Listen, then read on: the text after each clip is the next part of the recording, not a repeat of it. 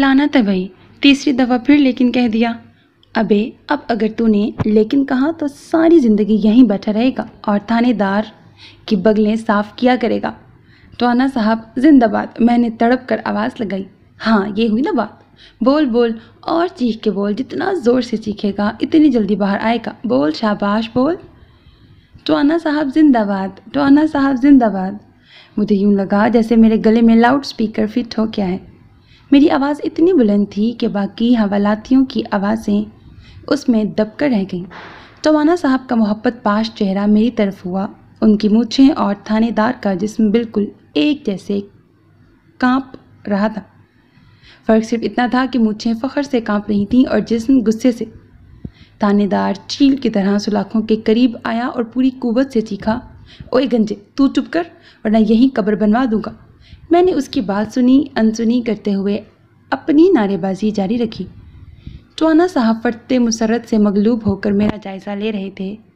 मेरे साथ वाला गुर्राया, अबे ज़रा वॉल्यूम आहिस्ता रख, क्यों हमारी दिहाड़ियाँ मरवाएगा।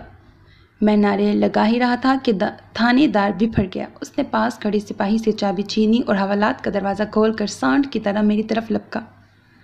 लेकिन इससे पहले कि उसका हाथ मुझे छूता, थाने में टवाना साहब की गर्जदार आवाज़ गूंजी, थानेदार रुक जाओ। थानेदार इतनी तेज़ी से साकित हुआ जैसे अचानक उसे किसी ने स्टॉप कह दिया हो। टवाना साहब की आवाज़ सुनते ही वो रुका और वापस मुड़ते हुए बोला, टवाना साहब ये बड़ी जलील शय है। टवाना साहब के चेहरे पर गैज़ो गज़ब के आसार उभर आए। थानेदार तुम हमारे वर्कर की तौहीन कर रहे हो। ओ जनाब टवाना साहब, ये कमीना वर्कर नहीं है, ये खोते का बच्चा पूरा मरासी है, मरासी। मेरा बड़ा दिल चाहा कि मैं उससे पूछूं कि मैंने तुम्हारी ढोलकी बजा दी है जो तुम मुझे मरासी कह रहे हो, लेकिन वक्त का तकाजा था कि खामोश रहा जाए और तेल की धार और वक्त की रफ्तार देखी जाए। थानेदार के जुमले ने टवाना साहब को मज़ीद जोश दिला दिया, लेकिन उन्होंने मसलहत का दामन हाथ से नहीं छोड़ा और कदरे धीमे लेकिन सख्त लहजे में कहा, थानेदार मैंने कह दिया ना कि यह हमारा वर्कर है, इसे भी हमारे दूसरे वर्करों के साथ रिहा करो, और हाँ तुम्हारी मिठाई तुम्हें कल मिल जाएगी। टवाना साहब ने लफ्ज़ मिठाई पर जोर देते हुए कहा। लेकिन टवाना साहब, थानेदार थोड़ा नर्म हुआ। बस थानेदार, इनको रिहा कर दो, अभी हमें अगले जलसे की तैयारी भी करनी है। थानेदार ने घूर कर मेरी तरफ देखा। मैं दूसरी दफ़ा उसके हाथ से निकल रहा था। मुझे पता था कि इस वक्त वो दिल में पेचो ताप खा रहा होगा, लेकिन हालात ही कुछ ऐसे बन गए थे कि वो मुझे छोड़ने के अलावा और कुछ नहीं कर सकता था। नतीजा ये निकला कि 5 मिनट बाद मैं और 4 वर्कर्स टवाना साहब की गाड़ी में बैठे हुए थे और टवाना साहब कंधा थपथपाते हुए मुझे शाबाश दे रहे थे। उन्होंने अपनी जेब ख़ास से मुझे 500 रुपये इनाम भी दिया। फिर पूछने लगे, तुम्हें पहले कभी नहीं देखा, नए आए हो? जी हाँ, मैंने थूक निकला। इसे मैं लाया हूँ टवाना साहब। मेरे मोहसिन ने फ़ौरन हाँक लगाई। टवाना साहब ने चौंक कर उसकी तरफ देखा और फिर 100 रुपये निकाल कर उसके हाथ पर रखे और कहकहा लगा कर बोले, जानी तू हमेशा लोगों को मुसलमान करने में आगे आगे होता है, ले रख ले, ये दिहाड़ी नहीं तेरा इनाम है।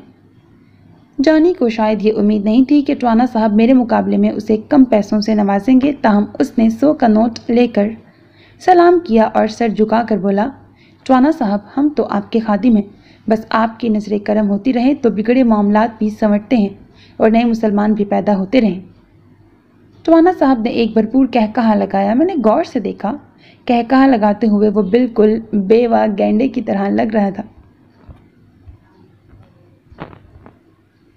गाड़ी शहर के मुख्तलिफ अतराफ से होती हुई एक पोश इलाके के महल नुमा घर में दाखिल हुई तो मुझे अंदाज़ा हुआ कि मैं अब तक कितनी फजूल ज़िंदगी गुजारता रहा हूँ। टवाना साहब तो गाड़ी से नीचे उतरते ही घर के अंदर चले गए। अलबत्ता हम 5 वर्कर साइड पर बने बड़े से ड्राइंग रूम नुमा कमरे में आकर बैठ गए। ड्राइंग रूम में जा बजा टवाना साहब की तस्वीर लगी हुई थी और हर तस्वीर के नीचे उन्हें शेर, चीता, उकाब, घोड़ा और पता नहीं कौन कौन से खताबात दिए गए थे। मैं सोचने लगा कि क्या टवाना साहब में इंसानों वाली कोई बात नहीं। हमें ड्राइंग रूम में बैठे थोड़ी देर ही गुजरी होगी कि मुलाजिम खाना ले आया।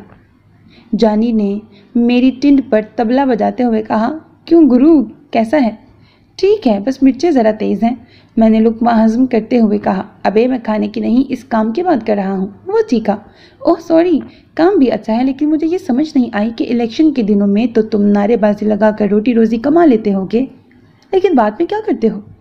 میری بات سن کر جانی نے اپنی مونچھوں میں خلال کرتے ہوئے انتہائی مکروہ کہکہا لگایا اور ازار بند کی گرہ سخت کرتے ہوئے بولا، اصل کام ہی الیکشن کے بعد شروع ہوتا ہے۔ ٹوانا صاحب الیکشن جیتے یا ہارے وہ ہمیں مسلسل خرچہ پانی دیتے رہتے ہیں۔ ویسے اللہ کا شکر ہے کہ وہ 3 دفعہ MNA بن چکے ہیں، تو کیا جلسے میں موجود ہزاروں کارکنوں کی روٹی روزی کا خرچہ ٹوانا صاحب اٹھاتے ہیں؟ میرے حلق میں لقمہ پھنس گیا۔ ابے نہیں بے، ٹوانا صاحب سیاسی بندے ہیں، رفاہی نہیں۔ یہ جو اتنے ہزاروں لوگ ٹوانا صاحب کے جلسوں میں آتے ہیں، یہ سارے تھوڑی ورکر ہوتے ہیں۔ ان ہزاروں لوگوں کو جلسوں میں لانے والے ہم جیسے چند ورکر ہی ہوتے ہیں، لہٰذا پیسہ بھی ہمیں ہی ملتا ہے۔ اللہ ٹوانا صاحب کو زندگی دے، ہمارا تو بالکل بچوں جیسا خیال رکھتے ہیں۔ بچوں کی طرح؟ تو کیا وہ تمہاری نیپی بھی بدلتے ہیں؟ میں نے آنکھیں بلائیں۔ جانی نے قہر آلود نظروں سے میری طرف دیکھا اور پھر باقی ورکروں کی طرف گردن گھمائی۔ وہ سب ارد گرد سے بے نیاز کھانے میں جٹے ہوئے تھے۔ قسم خدا کی تیری زبان تجھے کسی دن KM ضرور دکھائے گی۔ KM؟ کیا مطلب؟ میں نے حیرت سے پوچھا۔ ابے تجھے KM کا نہیں پتا؟ میرا خیال ہے یہ کوئی قومی ادارہ ہے۔ میں نے لیاقت جمائی۔ ابے گنجے، KM کا مطلب ہوتا ہے کتے کی موت۔ میں نے کانپ کر جلدی سے پانی کا گلاس منہ سے لگا لیا۔ میری حالت دیکھ کر جانی نے اپنے نامہ اعمال میں ایک اور کہکہے کا اضافہ کیا اور پھر لطف اندوز ہوتے ہوئے بولا، ابھی تک تو نے اپنا نام نہیں بتایا اور نہ ہی یہ بتایا ہے کہ تو کس جرم میں جیل میں بند تھا۔ میں نے آخری لقمہ لیتے ہوئے ایک ضعیف ڈکار لیا اور منہ پونچھتے ہوئے مختلف لفظوں میں اسے اپنی داستان حیات سنائی۔ میری کہانی سنتے ہی جانی کی آنکھیں چمک اٹھیں۔ دوسرے ورکر کھانا ختم کر چکے تھے اور سلام دعا لے کر جا رہے تھے۔ جانی نے کچھ لمحے توقف کیا، پھر میرے قریب آتے ہوئے بولا، تو بہت خوش قسمت ہے۔ کیوں؟ میرے منہ پر امریکہ لکھا ہے۔ ابے نہیں کمالے، تو امریکہ سے بھی بڑا چال باز نکلا۔ ابے میری مان سیٹھ کو سب کچھ بتا کر اس کی عزت کے نام پر لمبی رقم بٹور لے۔ سبحان اللہ، کیا آئیڈیا ہے! اور اگر فہمی نے سیٹھ تک پہنچنے سے پہلے میری سانسیں بٹور لی تو پھر؟ جانی نے ایک گہرا سانس لیا، جیب سے گولڈ لیف کی ڈبی نکالی، اس میں سے کیٹو نکال کر سلگا لیا، پھر میری طرف دیکھا اور ایک گہرا کش لگا کر صوفے کی پشت سے ٹیک لگاتے ہوئے کچھ سوچنے لگا۔ کافی دیر تک وہ اسی حالت میں رہا، پھر یکدم چونکا اور آہستہ سے بولا، فہمی کو نہ اٹھوا لیں۔ مجھے اس کے منہ سے فہمی کا نام بہت برا لگا۔ جانی تمیز سے بات کر، نام مت لے، وہ تیری بھرجائی ہے۔ جانی کے چہرے پر شرمندگی کے آثار ابھر آئے۔ اچھا بھائی، نام نہیں لیتا، تو کیا خیال ہے بھرجائی کو اٹھوا لیں؟ میں نے غور کیا تو مجھے اس کا یہ جملہ پہلے جملے سے بھی 100 گنا زیادہ بدتمیز لگا۔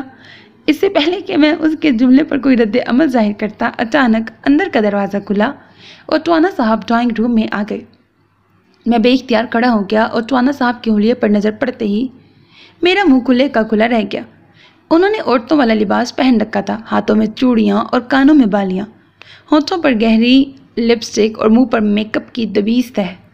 اندر داخل ہوتے ہی وہ سیدھے میری طرف آئے اور آتے ہی میری ٹنڈ پر ایک بوسہ دیا۔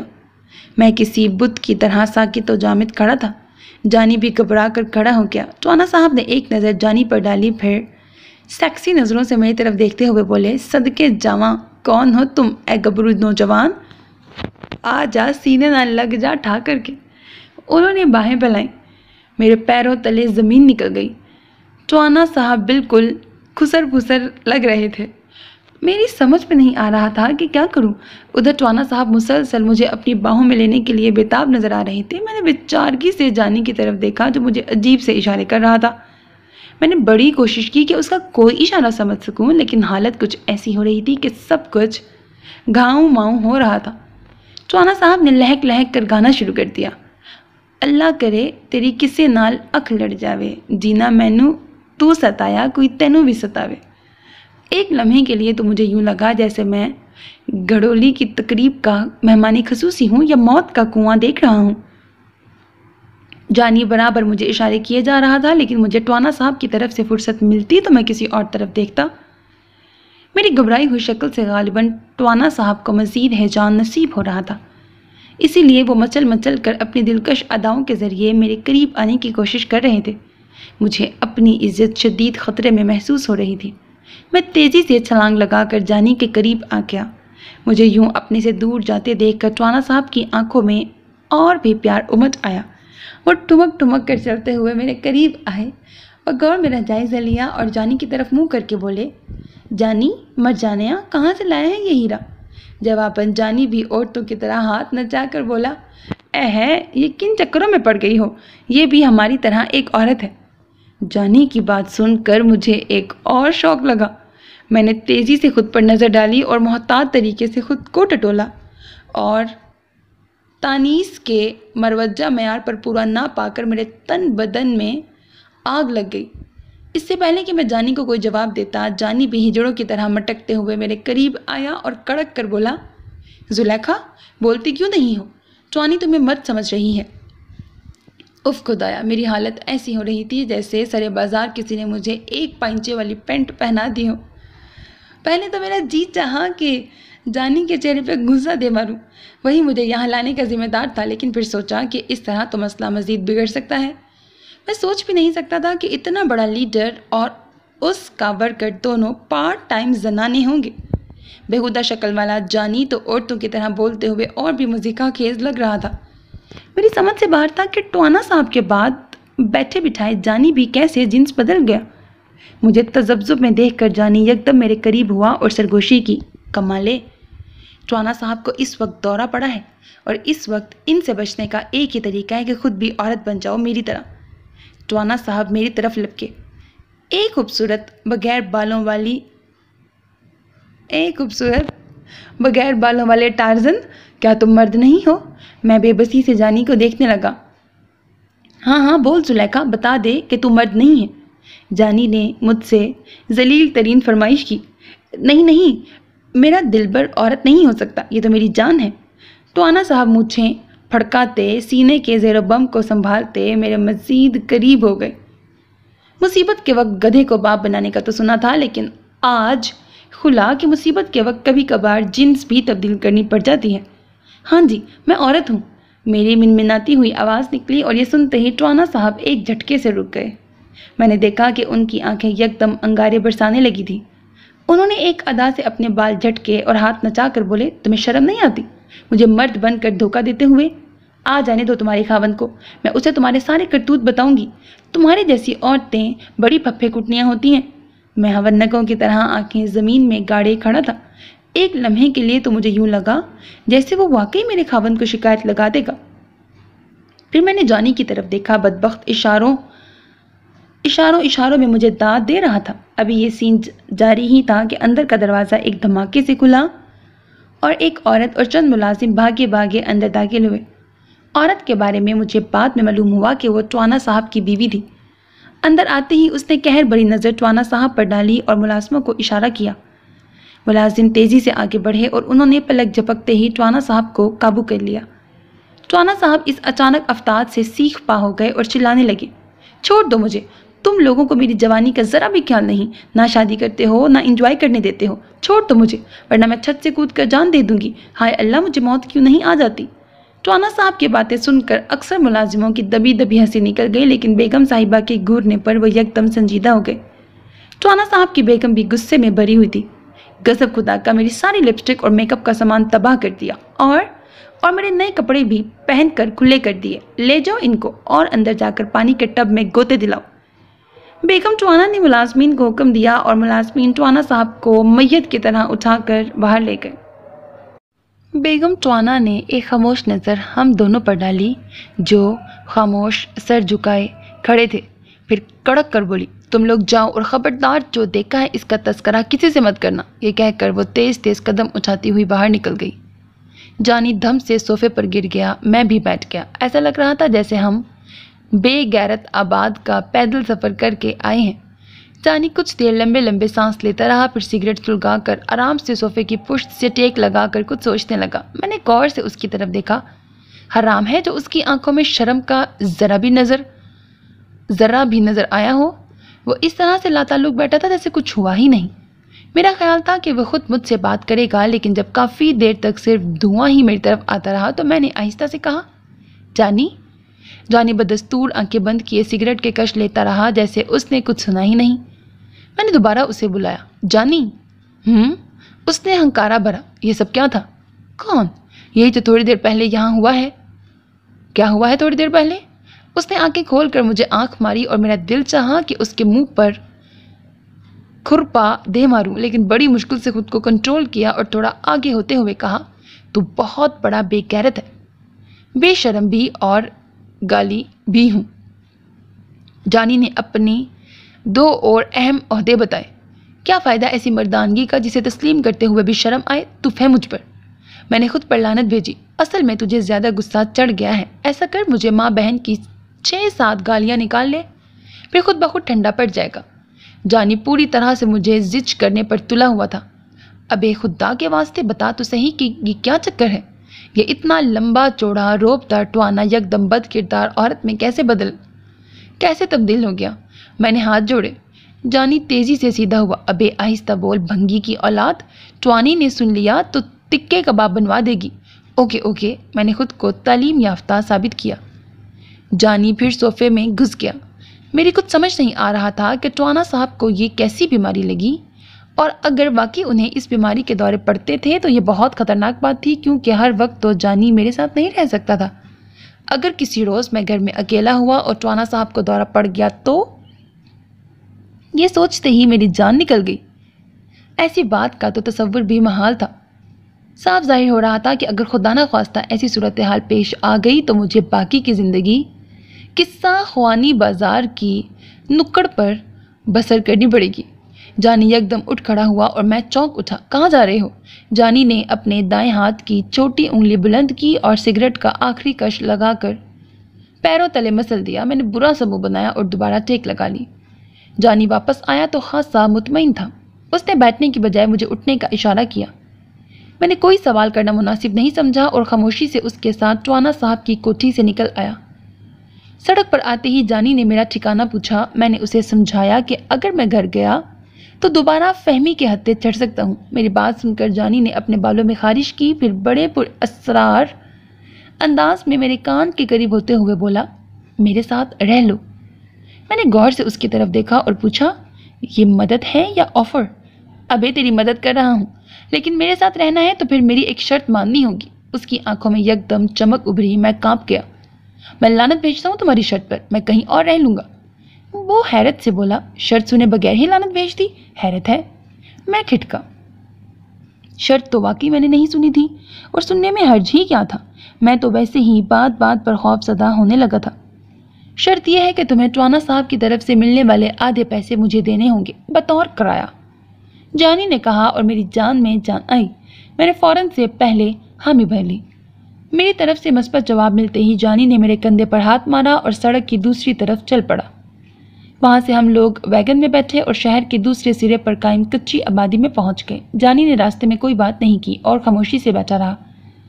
کچی آبادی کے سٹاپ پر ویگن رکی تو مجھے اندازہ ہوا کہ یہ صرف کچی ہی نہیں، پکی آبادی بھی ہے۔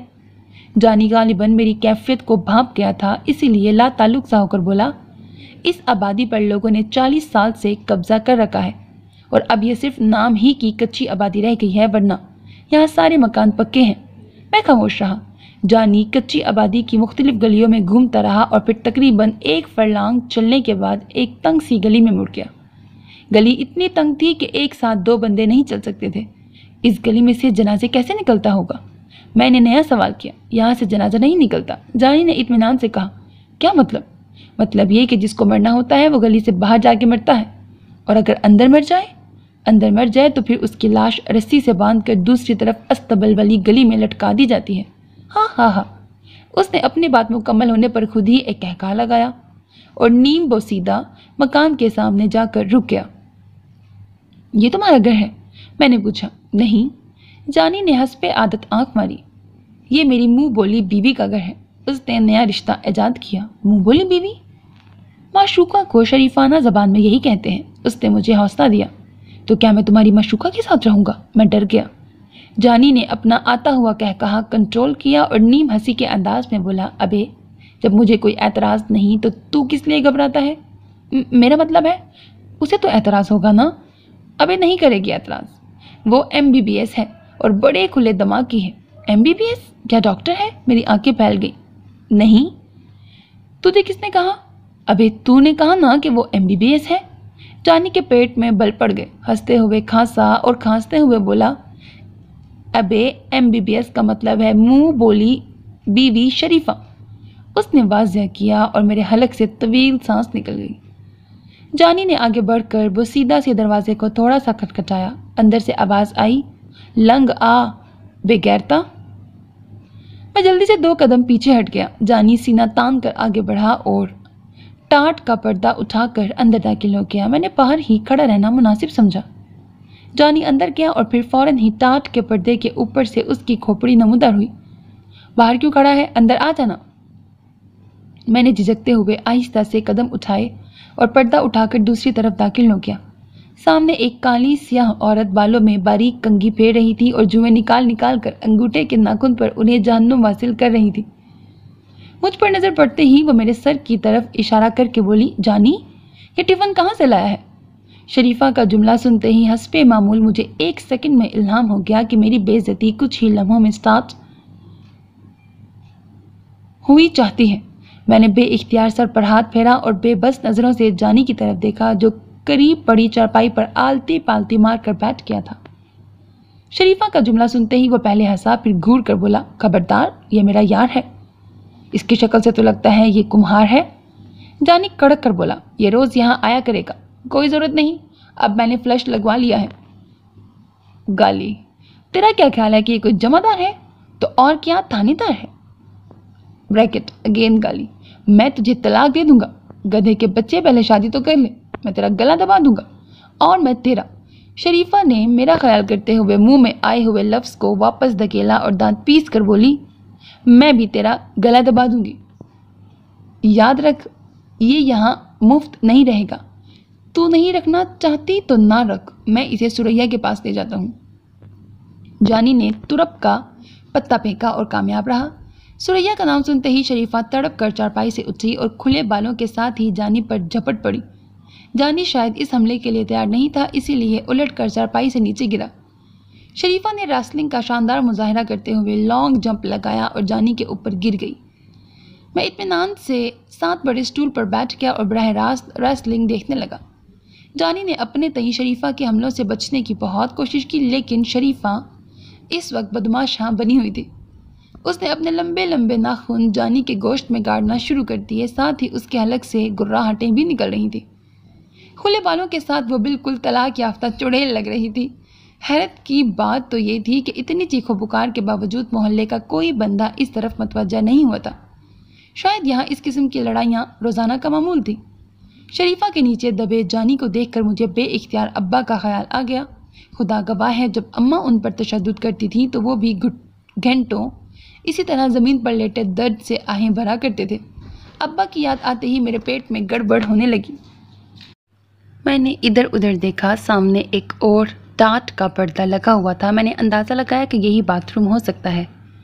जिस तरह अमीर लोगों को किसी और की कोठी में दाखिल होते ही पता चल जाता है कि टीवी लाउंज अगर इस तरफ है तो ड्राइंग रूम किस तरफ होगा, बेडरूम किस तरफ होगा, बिल्कुल इसी तरह हम गरीब लोगों को भी किसी दूसरे गरीब के घर में दाखिल होते ही बशारत हो जाती है कि बाथरूम किस तरफ होगा, किचन किस हिस्से को बनाया गया होगा और झाड़ू कहाँ पड़ा होगा। मेरा आइडिया दुरुस्त निकला, वो बाथरूम ही था। मैंने अंदर कदम रखने से पहले उन दोनों की तरफ देखा। वो खासे बोल्ड अंदाज में लड़ रहे थे, जिससे अंदाज़ा हुआ कि वो सिर्फ रेसलिंग के नहीं बल्कि फ्री स्टाइल रेसलिंग के भी माहिर हैं। मुझे बाथरूम में बमुश्किल 6.5 मिनट लगे होंगे। मैं जैसे ही बाहर निकला, एक इनकलाब मेरा मुंतज़िर था। हैरत से मेरे दीदे फैल गए। मैं सोच भी नहीं सकता था कि 6.5 मिनट में सूरत हाल ऐसी हो जाएगी। कहीं ये ख्वाब तो नहीं। मैंने अपनी टिंड पर एक चुटकी काटी, लेकिन मुझे यकीन करना ही पड़ा कि मैं एक तल्ख हकीकत के बाद एक और तल्ख हकीकत का सामना कर रहा हूँ।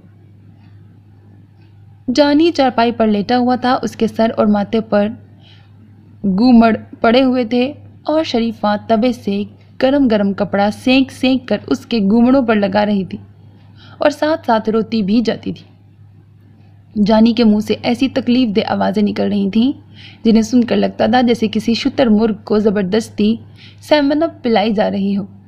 شریفہ کے چہرے پر یکلخت سارے زمانے کا پیار امڑ آیا تھا۔ کوئی اندازہ نہیں لگا سکتا تھا کہ یہ وہی شریفہ ہیں جو تھوڑی دیر پہلے جانی کو نانی یاد دلا رہی تھی۔ مجھے دیکھتے ہی شریفہ نے اپنے آنسو پوچھے اور نظریں نیچے کرتے ہوئے بولی، تم ناراض تو نہیں؟ میں نے تمہارے ساتھ کتے جیسا سلوک کیا، میں معافی چاہتی ہوں۔ اب میں اسے کیا بتاتا کہ اس سے پہلے میری کس قسم کی بے عزتی ہو چکی تھی۔ پچھلی بے عزتیوں کے مقابلے میں تو یہ اچھی خاصی عزت کے زمرے میں آتی تھی۔ میں نے سر ہلایا اور سٹول پر بیٹھ گیا۔ جانی بدستور کراہ رہا تھا، اب تو میرے پاس ہی رہنا، شریفہ نے مجھ سے کہا اور میں بوکھلا گیا۔ مجھے بوکھلاتا دیکھ کر شریفہ کے چہرے پر یکدم کوئی سفید سی چیز نظر آئی۔ بعد میں پتہ چلا کہ یہ اس کے دانت تھے اور وہ ہنس رہی تھی۔ تم تو ڈر ہی گئے، یقین کرو میں دل کی بہت اچھی ہوں، اس نے اپنا تعارف کرایا۔ یہ بریکٹ گالی ٹھیک کہہ رہی ہے کمالے، جانی زور سے کہا۔ اس کے سینے میں میرے لیے ہمیشہ ایک نرم گوشہ رہا ہے۔ ہاں، اور اب ایک گوشہ تمہارے لیے بھی ہو سکتا ہے، شریفہ نے اعلان کیا۔ کسی عورت کے سینے میں 2 نرم گوشوں کے تصور نے لمحہ بھر کے لیے میری سانسوں کو گڑبڑ کیا، لیکن میں جلد ہی اوقات پر آ گیا۔ پوچھ سکتا ہوں کہ یکدم تمہاری کایا کیسے پلٹی؟ میں نے کنکارتے ہوئے سوال کیا۔ میرا سوال سن کر شریفہ منہ میں دوپٹہ ٹھونس کر زور زور سے ہنسنے لگی، جبکہ جانی کی کراہوں میں مزید اضافہ ہو گیا۔ میرا خیال تھا کہ شریفہ جواب دے گی، لیکن یہ فریضہ جانی نے سر انجام دیا اور قدر ہمت سے بولا، یہ ہمیشہ مجھ سے ایسے ہی لڑتی ہے اور سریا کے ذکر پر تو خونخوار بلی بن جاتی ہے۔ یہ سریا محترمہ کون ہے؟ میں نے پوچھا۔ جواب میں دونوں نے مل کر ایک ہیبت ناک قہقہہ لگایا۔ جانی بولا، سریا کوئی بھی نہیں ہے، لیکن میں جب بھی اس کے سامنے سریا کا نام لیتا ہوں یہ سب کچھ بھول بھال کر نیچے پنجے جھاڑ کر میرے پیچھے پڑ جاتی ہے۔ اوہ! میرے حلق سے طویل سانس خارج ہوئی۔ مجھے کافی حد تک شریفہ کی سمجھ آنے لگی تھی، لیکن سوال یہ پیدا ہوتا تھا کہ کیا میرے شریفہ کے ساتھ رہنے سے شرعی قباحتیں جنم نہیں لیں گی؟ مجھے تو اس کچی آبادی کے لوگوں کے رویوں کا بھی کوئی اندازہ نہیں تھا۔ اگر لوگوں کو پتہ چل گیا کہ ان کی بستی میں ایک غیر عورت اور غیر مرد اکٹھے رہ رہے ہیں تو کیا وہ یہ آزاد خیالی برداشت کر لیں گے؟ میں نے ان خدشات کا اظہار جانی سے کیا تو اس نے مجھے تسلی دی کہ گھبرانے کی ضرورت نہیں۔ شریفہ یہاں کی سب سے تیز ترار عورت ہے اور اس کے خلاف آواز اٹھانے کی ضرورت کوئی نہیں کرتا۔ اس بارے میں تو فکر مت کر، شریفہ نے بالوں کی گت بناتے ہوئے کہا۔ یہاں کوئی تجھے کچھ نہیں کہے گا، لیکن ایک کھری بات میں جانی کے سامنے کہہ دیتی ہوں کہ بھیا 300 روپے مہینے کے لوں گی تجھے یہاں رکھنے کے۔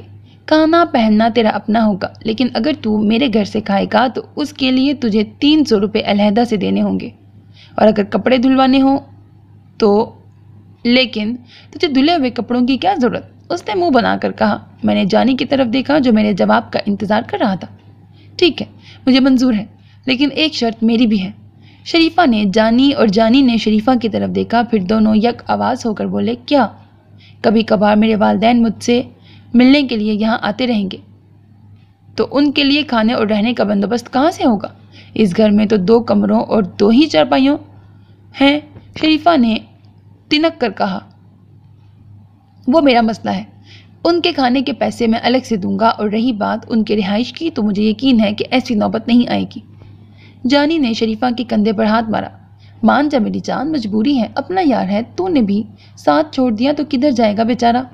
شریفہ نے مسکرا کر اسبات میں سر ہلایا اور جانی کے ہاتھوں میں اپنا ہاتھ دے دیا۔ میں نے جلدی سے منہ دوسری طرف کر لیا۔ مجھے شریفہ کے گھر رہتے ہوئے 2 ہفتے ہو گئے تھے۔ روزانہ صبح جانی مجھے اپنے ساتھ لیتا اور ہم دونوں ویگن میں بیٹھ کر ٹوانا صاحب کی کوٹھی پر آ جاتے۔ سارا دن ان کے ڈرائنگ روم میں بیٹھ کر گپے ہانکتے، تاش کھیلتے، روٹیاں کھاتے اور شام کو واپس آ جاتے۔ میرے ذہن میں ابھی تک ٹوانا صاحب کے عورت بننے والا حادثہ چپکا ہوا تھا۔ میں نے ایک دن جانی سے اس کی تفصیل پوچھی تو پتہ چلا کہ ٹوانا صاحب خوش قسمتی سے مردانہ صفات سے محروم ہیں، لیکن دولت اور جاگیر اتنی زیادہ ہے کہ ان کی یہ خامی ہمیشہ چھپی رہی۔ والدین نے بہت علاج کروایا لیکن کوئی افاقہ نہ ہوا۔ بلاخر امریکہ کے ایک مہنگی ترین ڈاکٹر سے رابطہ کیا گیا، جنہوں نے مکمل طور پر تو نہیں لیکن کسی حد تک टवाना साहब के मर्दाना हार्मोन्स की कमी को ऑपरेशन के ज़रिए काफ़ी हद तक कम कर दिया है। इस ऑपरेशन के नतीजे में टवाना साहब पे सिर्फ इतनी सी तब्दीली आई कि उनकी दाढ़ी मूंछें आ गई और आवाज़ भारी हो गई, नीज़ चाल भी मर्दों जैसी हो गई। क्योंकि ऑपरेशन टवाना साहब के लड़कपन में ही करवा लिया गया था, इसीलिए उनकी जवानी को एक आम नौजवान की तरह जाहिर किया गया और किसी को भी एहसास न होने दिया गया कि असल में टवाना साहब एक मर्द नहीं है। पैसे के इल्ज़ाम में उनकी शादी भी हो गई, लेकिन शायद ऑपरेशन में एक बहुत बड़ी खामी रह गई जिसकी वजह से टवाना साहब का ये राज घरेलू मुलाजमीन से छुपा न रह सका। और वो कमी ये थी कि कभी कभी टवाना साहब को दौरा पड़ने लगा। दौरे के दौरान उनके ज़नाना हार्मोन्स की तादाद अचानक बढ़ जाती थी और वो बिल्कुल औरत बन जाते थे। वालिदैन ने दोबारा डॉक्टर से रुजू किया तो उसने मजबूरी जाहिर की कि वो इससे ज़्यादा टवाना साहब के लिए कुछ नहीं कर सकता। मजबूरन अधूरे टवाना साहब की परवरिश शुरू हुई। इसी दौरान दो बातों का इंकशाफ हुआ कि अगर दौरे के दौरान सामने वाला बंदा टवाना साहब के सामने औरत बन जाए तो टवाना साहब उसका पीछा छोड़ देते हैं, और दूसरा ये कि अगर दौरे की कैफियत में टवाना साहब पर पानी फेंक दिया जाए तो वो फ़ौरन उस जनानापन की कैफियत से निकल आते हैं। नौकर चाकरों की इतनी हिम्मत कहाँ कि वो टवाना साहब पर पानी फेंके। अलबत्ता दूसरा तरीका सब ने याद कर लिया था, लिहाजा जब भी टवाना साहब को दौरा पड़ता सामने आने वाला हर मुलाजिम औरत बन जाता और यूं टवाना साहब के शर से महफूज रह जाता। और अगर कोई औरत ना बने तो फिर? मैंने धड़कते दिल से सवाल किया। जानी ने कानों को हाथ लगाए। ऐसी सूरत में टवाना साहब हाथ धोकर उसके पीछे पड़ जाते हैं। कोठी में कई दफ़ा ये सीन पेश आ चुका है। एक दफ़ा कोठी में नया नया माली आया था, उसे टवाना साहब के दौरों के मुतालिक कुछ इल्म नहीं था। अचानक एक दिन लॉन की सैर करते करते टवाना साहब को दौरा पड़ गया। वो तेज़ी से माली के करीब आए और जनाना आवाज़ में पूछने लगे कि तुम मर्द हो या औरत? माली बेचारे ने हैरान होकर कहा, जनाब मैं मर्द हूँ। उफ अल्लाह! ये सुनते ही टवाना साहब का चेहरा खुशी से भर गया। उन्होंने आगे बढ़कर बूढ़े माली को चूमना शुरू कर दिया, उसे अपने सीने से लगाया और उसका हाथ अपने हाथ में लेकर अंदर की तरफ जाने लगे। माली बेचारा घबरा गया और डर के मारे चिल्लाने लगा, लेकिन टवाना साहब ने उसकी एक ना सुनी और ज़बरदस्ती घसीटते हुए उसे अपने बेडरूम में ले गए। वहाँ जाकर उन्होंने माली के पैर पकड़ लिए और रो रो कर इल्तिजा करने लगे कि खुदा के लिए मुझे अपने निकाह में ले लो, मुझे अपनी बीवी बना लो। माली की चीखें सुनकर नौकर दौड़े दौड़े आए, लेकिन किसी में हिम्मत ना पड़ी कि वो आगे बढ़कर माली को टवाना साहब के शिकंजे से आज़ाद कराए। टवाना साहब चीख चीख कर नौकरों को कहते जाते कि हट जाओ, ये मेरा सुहाग है, अगर इसको कुछ हुआ तो मैं जहर खा लूँगी। नौकर चाकर डर भी रहे थे और हंसते भी जा रहे थे। डर इसलिए रहे थे कि कहीं कोई आ ही ना जाए, और हंस इसलिए रहे थे कि माली थर थर काँप रहा था। नौकरों को पता था कि टवाना साहब के मुंह पर पानी फेंकने से मसला हल हो जाएगा, लेकिन किसी ने ये हिम्मत ना की। अलबत्ता उन्होंने इशारों कनाइयों से माली को दूसरा तरीका समझाने की कोशिश की, लेकिन शायद माली की समझ में कुछ नहीं आ रहा था। आखिर एक नौकर ने जल्दी से टवानी को बुलाया। उन्होंने आकर पानी का गिलास टवाना साहब के मुंह पर फेंका और यूं बेचारे माली की जान बची। जानी की ज़बानी ये सारा किस्सा सुनकर मेरे पैरों तले ज़मीन निकल गई। मैं सोच भी नहीं सकता था कि टवाना साहब इतने खतरनाक भी हो सकते हैं। मैंने जल्दी से सवाल किया, जानी ये बता कि दौरे की कैफियत ख़त्म होने के बाद टवाना साहब को कुछ याद रहता है? जानी ने नफ़ी में सर हिलाया। नहीं यार, वो तो उल्टा मुलाजमीन को डांटना शुरू कर देते हैं कि उनको क्यों पकड़ रखा है। मैं एक झुरझुरी से लेकर सोफे में धंस गया। खुदा का शुक्र है कि जिस वक्त मेरे साथ ये वाक़या हुआ जानी मौजूद था। अगर वो ना होता तो पता नहीं टवाना साहब मुझ पर कैसे कैसे तजर्बात करते। मैंने जानी की तरफ तशक्कुर भरी नज़रों से देखा, लेकिन वो अज़ार बंद संभाले बाथरूम की तरफ जा रहा था। मैं एक तवील सांस लेकर सोफे पर लेट गया और सोचने लगा कि मुझे आइंदा के लिए क्या करना चाहिए। ये बात तो तय थी कि फ़िलहाल मैं किसी भी सूरत घर वापस नहीं जा सकता था, लेकिन शरीफा के घर भी तो नहीं रहा जा सकता था ना। अगरचे उसने कोने वाले कमरे में एक चारपाई मुझे अलॉट कर दी थी, ताहम चारपाई की हालत ऐसी थी कि बकौल मुश्ताक यूसुफी लेटते ही इंसान नून गुन्ना बन जाता है। चारपाई की ऊंचाई इतनी कम थी कि रात को चूंटियाँ बाआसानी लॉन्ग जंप का मुजाहरा करते हुए ऊपर चढ़ आती। शरीफा के घर की चूंटियाँ भी इतनी मोटी ताज़ी थीं कि कई दफ़ा ऐसा हुआ कि रात को 6-7 चूंटियाँ मुझ पर चढ़ीं और मुझे लगा जैसे मैं किसी बुलडोज़र के नीचे आ गया हूँ। ताहम मैंने ये नोट किया कि जैसे ही कोई चूंटी मुझे काटती, थोड़ी देर बाद उसे खून की उल्टियाँ शुरू हो जाती और वो तड़प तड़प कर जान दे देती। उस कमरे में एक खिड़की भी थी जिसकी दूसरी तरफ से गंदे नाले का हसीन मंजर मुलाहिजा किया जा सकता था। यूं मैं मिनी क्लिफ्टन के मजे लूट रहा था। शरीफा के साथ रहने में और तो कोई कबाहत नहीं थी, लेकिन वो खांसती बहुत थी, शायद सिगरेट पीती थी। रात को जब एक दफ़ा उसे खांसी का दौरा पड़ता तो पूरे घर में भूचाल आ जाता। खांसी के दौरान वो डॉक्टर को भी कोसती जाती कि कमबख्त ने 20 रुपए भी झाड़ लिए और दवाई भी ठीक नहीं दी। मैं बड़े आराम से शरीफा के घर में रह रहा था कि अचानक एक ऐसा वाक़या रौनमा हो गया जिसने मेरे किए कराए पर पानी फेर दिया। मैं और जानी टवाना साहब के ड्राइंग रूम में बैठे ताश की बाजी लगा रहे थे कि अचानक एक मुलाजिम ने आकर इतला दी कि टवाना साहब मुझे याद कर रहे हैं। मैंने घबरा कर जानी की तरफ देखा। जानी ने मेरे कंधे थपथपाए और तसल्ली देते हुए बोला, जाओ। मैंने एहतियातन हाफ आयतल कुर्सी पढ़ी और मुलाजिम के पीछे हो लिया। वो मुझे मुख्तलिफ कमरों से होता हुआ टवाना साहब के कमरे में ले आया। टवाना साहब अपने पूरे जाहो जलाल के साथ कुर्सी पर बैठे थे और 2 मुलाजिम उनके टांगें दबा रहे थे। मुझे देखते ही टवाना साहब मेरी तरफ मतवज्जा हो गए। क्यों जवान, हमारे साथ काम करके खुश हो ना? मैंने दिल में बड़ी सी गाली दी और नहायत सादतमंदी से गर्दन झुकाकर कहा, हाँ जी। टवाना साहब खुश हो गए और ज़ोर से ताली बजाई। मैं समझा शायद मेरे जवाब से खुश होकर बजाई है, लेकिन सर उठाने पर मेरे होश उड़ गए। उनकी ताली के जवाब में कमरा मुलाजमीन से खाली होने लगा था।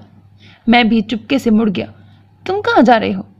वो मेरा सांस अटकने लगा। तुम यहीं रुकोगे, टवाना साहब ने हुक्म दिया।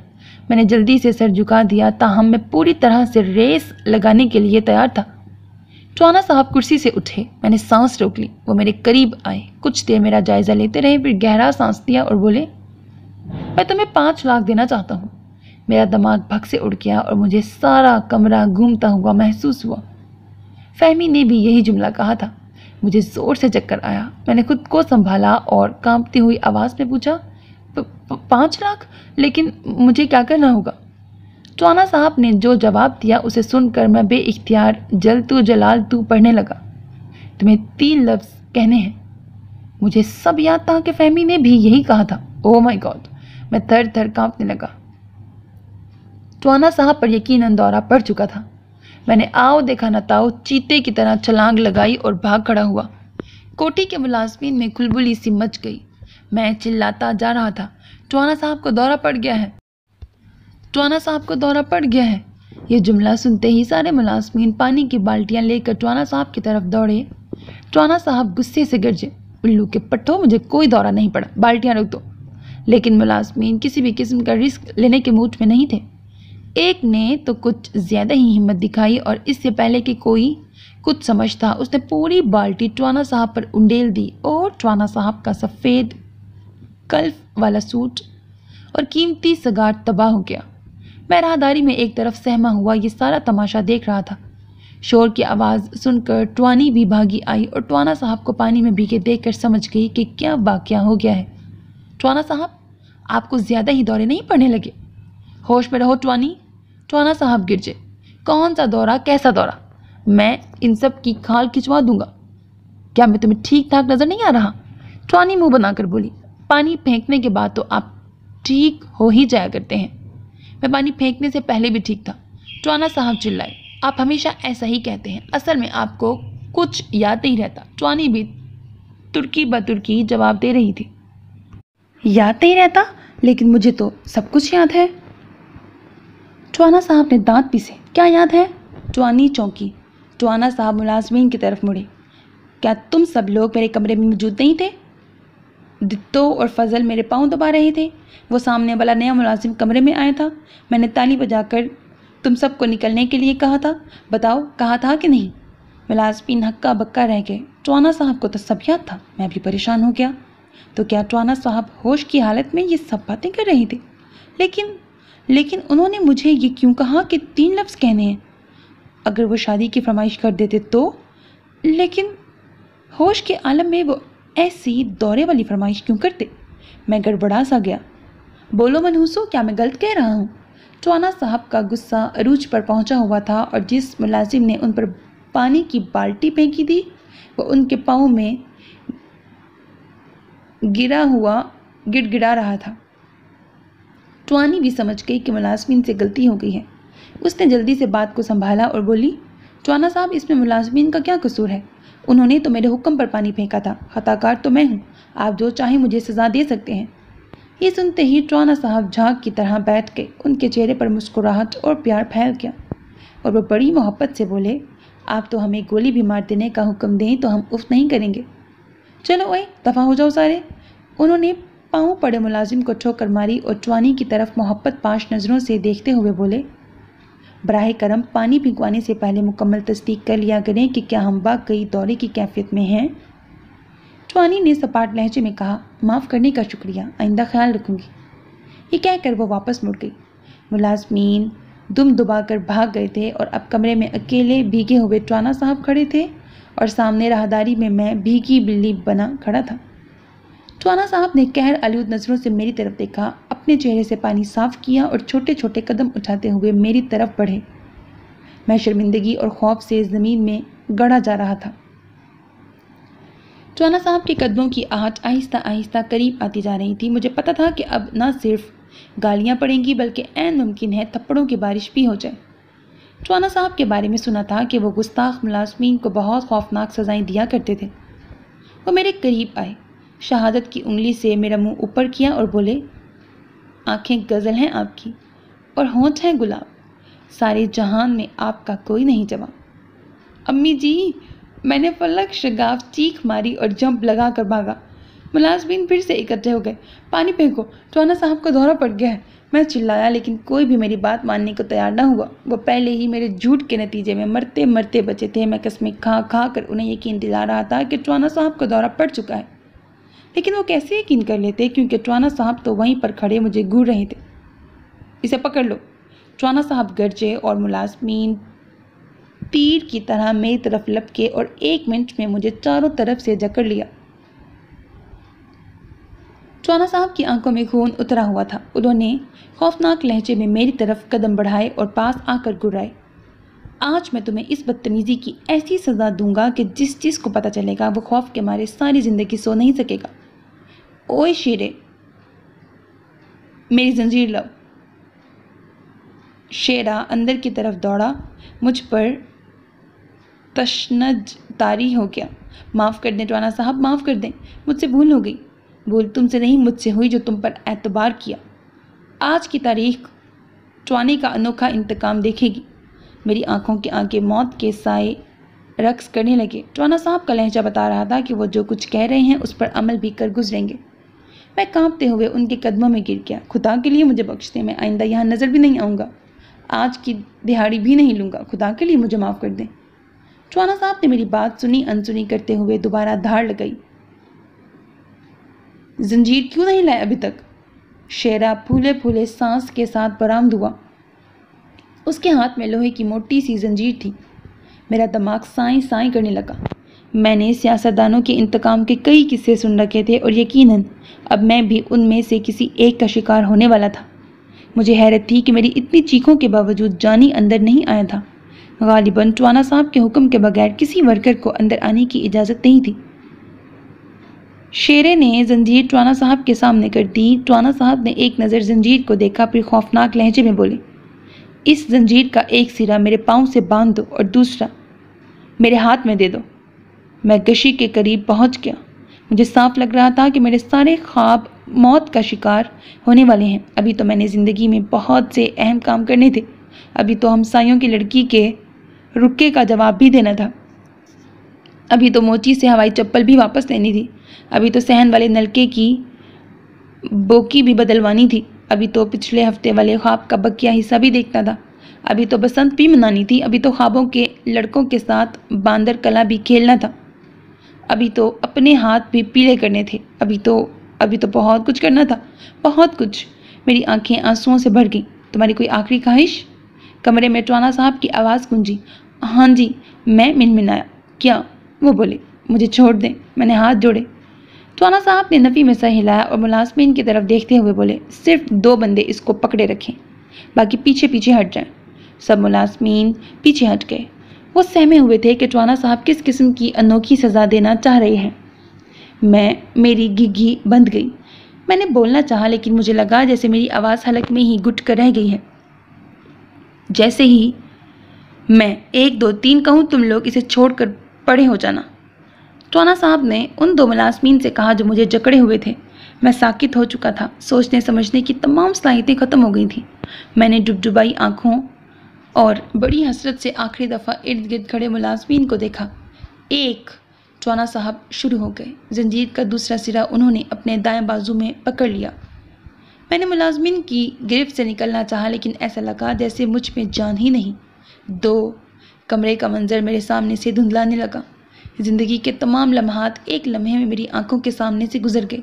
मैंने बुलंद आवाज़ कलमा पढ़ा। 3 टवाना साहब के हलक से निकला और दोनों मुलाजमीन एक झटके से मुझे छोड़कर परे हो गए। टवाना साहब ने एक जंप लगाया और शुरू हो गए। रक्स जंजीर पहनकर भी किया जाता है। मैं सख्ते के आलम में खड़े का खड़ा रह गया। सारे मुलाजमीन के मुंह खुले रह गए।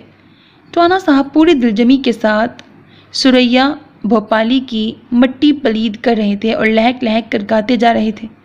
वो बार बार अपने पाँव को जंजीर में उलझाते और फिर पूरे वॉल्यूम में कहते, रक्स जंजीर पहन कर भी किया जाता है। मैंने गैर महसूसाना तौर पर पीछे हटना शुरू किया और फिर तेज़ी से वापस भागा। किसी भी मुलाजिम ने मुझे रोकने की कोशिश नहीं की। मैं भागता हुआ ड्राइंग रूम में पहुंचा। जानी बेचैनी से इधर उधर टहल रहा था। मुझे देखते ही वो मेरी तरफ लपका। कमाले, सब ठीक तो है ना? मैंने फूली हुई सांसों के साथ उसे सारा वाक़या बताया। सारी बात सुनकर जानी के चेहरे पर परेशानी औत आई। मैंने महसूस किया कि वो यकदम बेचैन सा हो गया था। कमाले, ये तूने अच्छा नहीं किया। मैं हैरान रह गया। यानी तेरा मतलब है कि मैं वहाँ टवाना साहब की खुराक बन जाता? अबे नहीं यार, लेकिन ये जो तू वहाँ से भाग आया है ये तूने बहुत बुरा किया। अगर टवाना साहब को तेरा भागना याद रह गया तो वो तुझे इसकी बहुत सख्त सज़ा देंगे। मैं डर गया। क्या मतलब? तूने ही तो कहा था कि दौरे की हालत में उन्हें किसी चीज़ का होश नहीं रहता और ना ही बाद में कोई चीज़ याद रहती है। होता तो ऐसा ही है, लेकिन कभी कभी उन्हें सब कुछ याद भी रहता है। जानी ने सर खुजाया। तेरा बेड़ा गर्क। मैं काँप गया।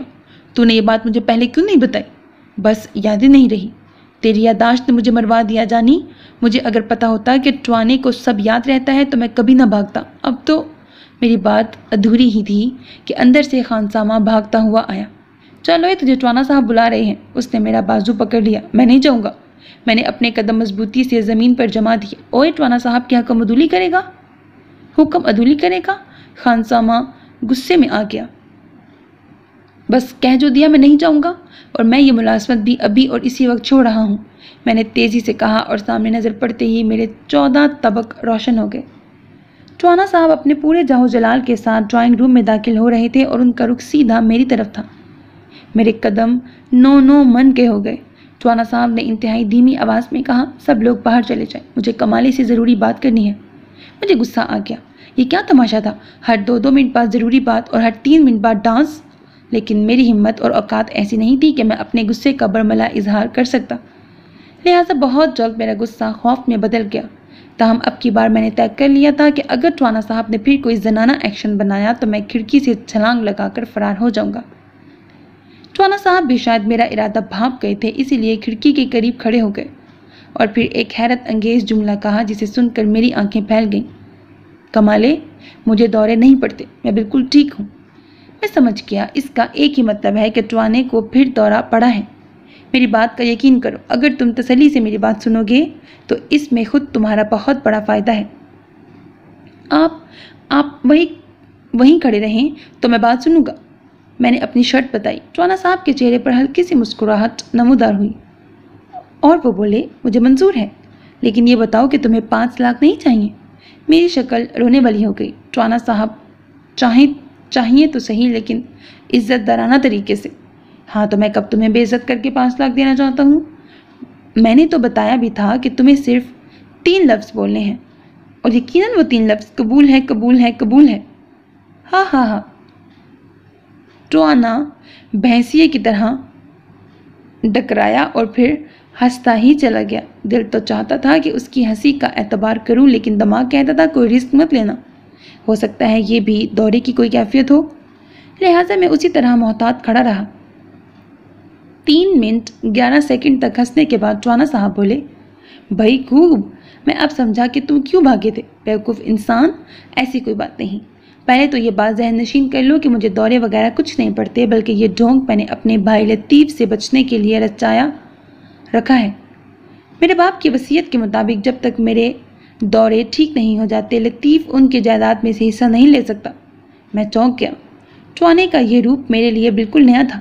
میرے تنے ہوئے عضلات ڈھیلے پڑ گئے اور میں کچھ بات سمجھنے لگا۔ ٹوانے نے اپنی بات جاری رکھی اور کہا، میرا بھائی میری موت چاہتا ہے اور میری خواہش ہے کہ میں اپنے بھائی کو قتل کر دوں، اور جب پولیس پوچھے کہ قاتل کون ہے تو تم 3 لفظوں میں صرف اتنا کہو کہ میں قاتل ہوں۔ اس کے بعد تمہیں 5 لاکھ ملیں گے۔ قاتل؟ مجھ پر کپکپی طاری ہو گئی۔ ایسا لگ رہا تھا کہ میں زیادہ دیر تک کھڑا رہا تو دھڑام سے گر جاؤں گا۔ 5 لاکھ میں پھانسی کا پھندا؟ گھبراؤ مت، تمہیں پھانسی نہیں ہوگی۔ ٹوانے نے غالباً میرا ذہن پڑھ لیا تھا۔ پھانسی تو واقعی نہیں ہوگی، لیکن سزائے موت ضرور ہو جائے گی۔ میں نے ہاتھ جوڑے۔ خدا کے لیے مجھ پر رحم کیجیے، مجھے جانے دیجیے، مجھے نہیں چاہیے 5 لاکھ۔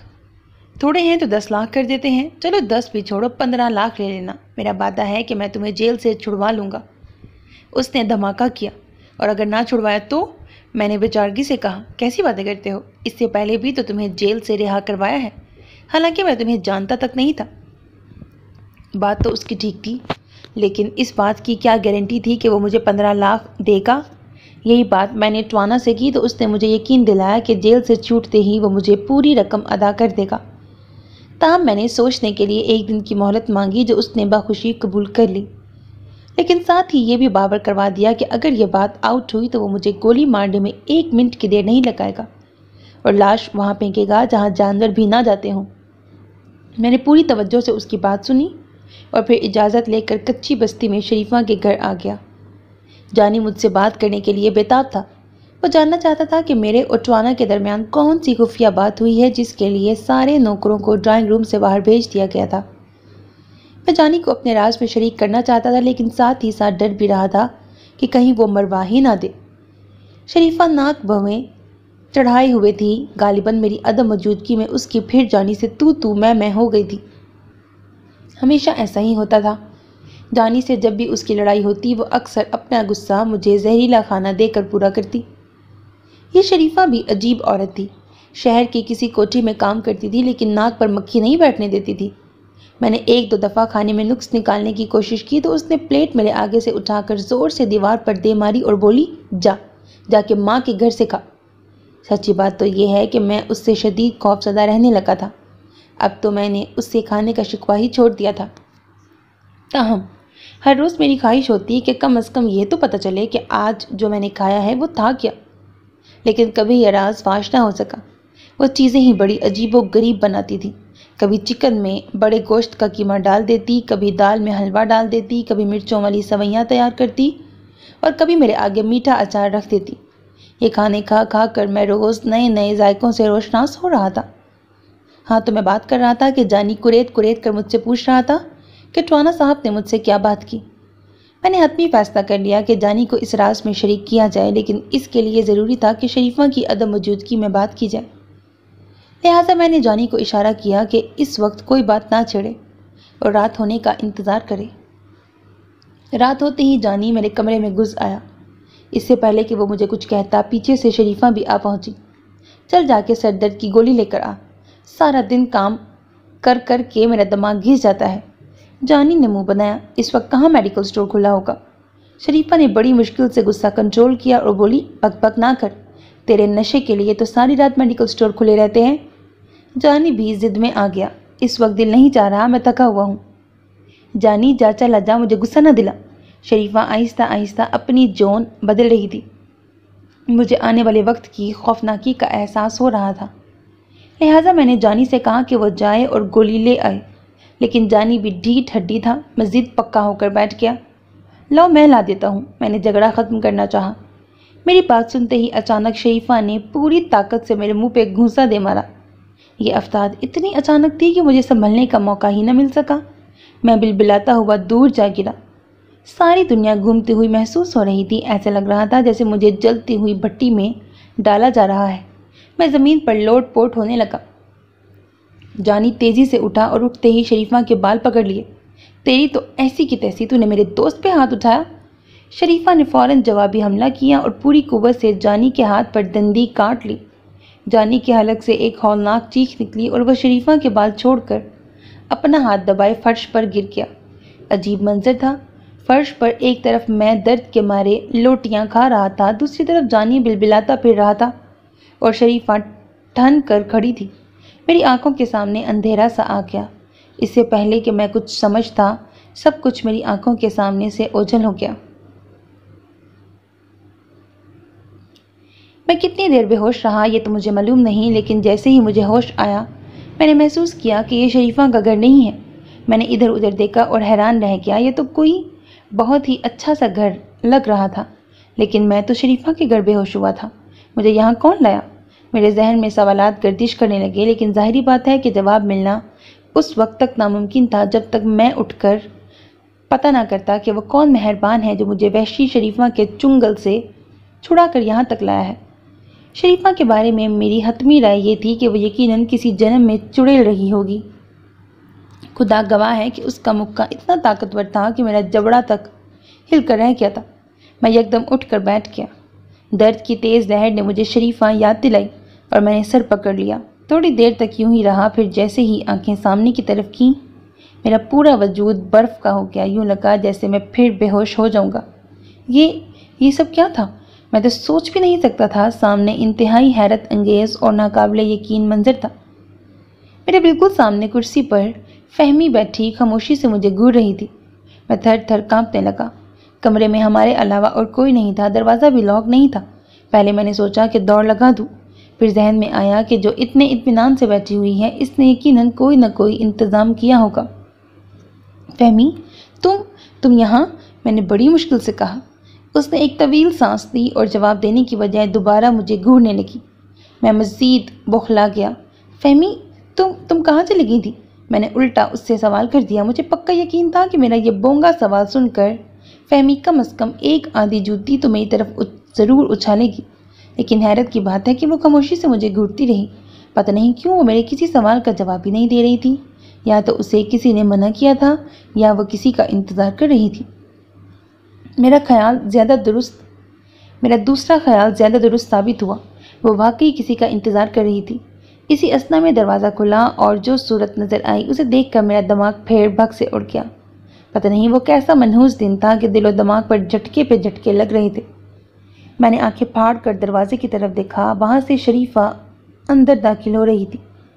میری طرف دیکھتے ہی اس نے عجیب سا برا منہ بنایا، پھر تیزی سے فہمی کی طرف بڑھ گئی اور اس کے کان میں کچھ کہنے لگی۔ میں نے پوری توجہ اس کی بات سننے کی طرف لگا دی، لیکن کچھ نہ سن سکا۔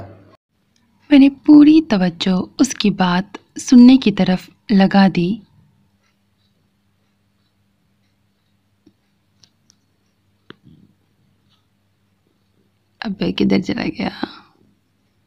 ٹھیک ہے۔ میں نے پوری توجہ اس کی بات سننے کی طرف لگا دی، لیکن کچھ نہ سن سکا۔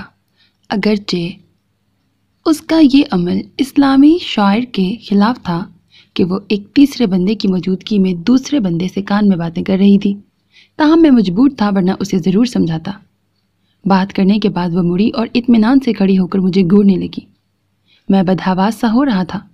فہمی بھی مجھے گھور رہی تھی اور شریفہ بھی۔ مجھے سمجھ نہیں آ رہی تھی کہ شریفہ کی یہاں موجودگی کیا معنی رکھتی ہے۔ یہ میری ملازمہ ہے۔ فہمی نے لب کھولے۔ اوہ، میرے ہونٹ سکڑ گئے۔ میں سب سمجھ گیا تھا۔ قسمت نے پھر مجھے پھنسوا دیا تھا۔ شریفہ شہر کی جس کوٹھی میں کام کرتی تھی وہ فہمی کی ہی تھی۔ اب کی بار میں نے خاموشی اختیار کی۔ آگے تو تم سمجھ ہی گئے ہوگے۔ یقیناً آج تم نئی نئی شکلیں اچانک دیکھ کر بہت حیران ہو رہے ہوگے۔ میرے پاس تمہارے حیران ہونے کے لیے ایک اور بہت اچھی صورت موجود ہے۔ ذرا بوجھو تو کس کی ہے؟ میں چونک گیا، گویا کوئی اور بھی موجود تھا۔ کون ہو سکتا ہے؟ میں نے طبیعت کے برخلاف ذہن پر زور دیا۔ یقیناً جانی ہی ہو سکتا ہے۔ شریفہ کے ساتھ مل کر وہی میرا صحیح کباڑہ کر سکتا تھا، تاہم میں نے اپنا راز فہمی پر ظاہر نہیں کیا۔ اگر کہو تو بلاؤں؟ فہمی نے میری رائے لی۔ میں بے بسی سے ادھر ادھر دیکھنے لگا، پتہ نہیں اب وہ کس کو بلانے لگی تھی۔ آ جائے، اس نے اطمینان سے کہا اور دروازہ آہستہ سے کھلا۔ میں نے آنے والے کو دیکھا اور فوری طور پر بے ہوش ہونے کی تیاری کرنے لگا۔ دروازے میں سے تھانے دار اندر داخل ہو رہا تھا۔ یہ لیجیے، یہ رہا آپ کا ملزم، بڑی مشکل سے قابو آیا ہے۔ فہمی کھڑی ہو گئی۔ مجھ پر نظر پڑتے ہی تھانے دار کی آنکھوں میں چمک ابھر آئی۔ اس نے ہونٹوں پر زبان پھیری اور میری طرف بڑھا۔ گرفتاری مبارک ہو کمینے، اس نے ڈنڈے سے میری تھوڑی اوپر کرتے ہوئے کہا۔ شیم ٹو یو، میں نے مہذب انداز میں کہا۔ میری بات سنتے ہی تھانے دار کی آنکھیں سرخ ہو گئیں۔ میڈم، اب میں اس کے ساتھ جو مرضی سلوک کروں، آپ نے درمیان میں نہیں بولنا۔ فہمی ہنسی۔ ہاں ہاں، جو چاہے کیجیے، بس اتنا ذہن میں رہے کہ اسے مرنا نہیں چاہیے۔ نہیں مرتا، نہیں مرتا، یہ مر گیا تو کیا مزہ آئے گا؟ کیوں اوئے بریکٹ گالی، اس دن ٹوانا صاحب کا ورکر بن کر رہائی پا گیا تھا، اب دیکھنا میں تجھے کیسا ورکر بناتا ہوں۔ تیرے ٹوٹے نہ کر دیے تو پھر کہنا، تجھ پر 5 ڈکیتیاں ڈالوں گا۔ میں ہاتھ جوڑ کر رونے لگا۔ تھانے دار صاحب، بے شک مجھ پر پورے ملک کی ڈکیتیاں ڈال دیں، میرے سارے قتل بھی مجھ پہ ڈال دیں، ساری چوریاں اور اغوا کی وارداتیں بھی مجھ پہ ڈال دیں، لیکن میری صرف ایک گزارش مان لیں۔ تھانے دار حیرت سے بولا، وہ کیا اوئے؟ میں نے ہاتھ جوڑے، مجھے چھوڑ دیں۔ تھانے دار میری بات سنتے ہی غصے سے پاگل ہو گیا۔ اس نے مجھے گدھی سے پکڑا اور ایک ہی جھٹکے میں سیدھا کھڑا کر دیا۔ اوئے، چھوڑوں گا تو صحیح، لیکن ایسا کر کے چھوڑوں گا کہ کسی کو منہ دکھانے کے قابل نہیں رہو گے۔